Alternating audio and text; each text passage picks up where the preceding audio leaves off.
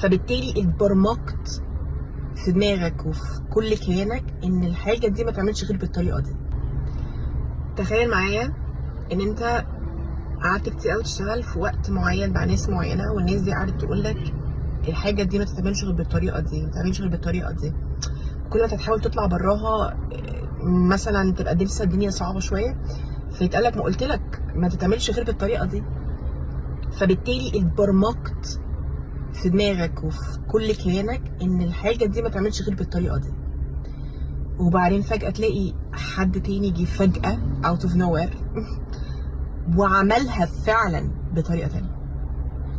هتحس حاجه من اتنين، جزء منه هيبقى ايه ده، دي طلعت تتعمل فعلا، فممكن يبقى open ان انت تتعلم الحاجه الجديده دي وترجع لاصل الجزء اللي كان فيك زمان اللي كان بيدور على الطريقه، يبقى عندك الفضول للمعرفه وانك تتعلم.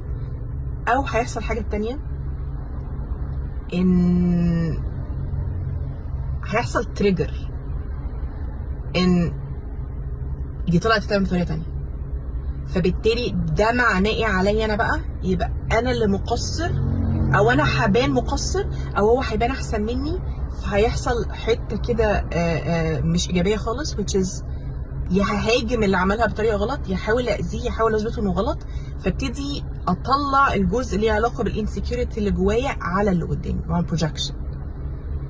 ساعات الحاجتين دول بيحصلوا مع بعض، وساعات بيحصلوا سيبريت، وساعات بيحصل حاجه والتانيه ما بتحصلش.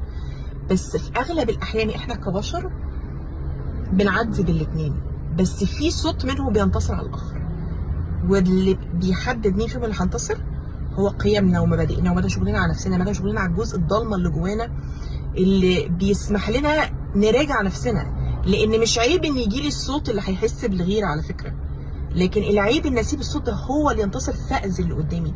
احنا كبشر عندنا كل الاصوات، عندنا كل المشاعر، وعندنا كل ردود الافعال ممكن تطلع مننا، ولكن ربنا ادانا حريه الاختيار نبدي صوت ايه عن صوت ايه. ف حلو قوي ان احنا دايما نراجع نفسنا ونشوف، لان في هتلاقي مواقف بنعدي فيها في حياتنا يا جماعه سهل قوي الصوت اللي عنده كياسة الفضول ونتعلم بتطلع فيه، وهتلاقي في مواقف تانية هتلاقي الصوت التاني بيطلع، بس يا اما احنا بنقر انه طلع، يا اما بنهرب من احنا نقر انه يطلع.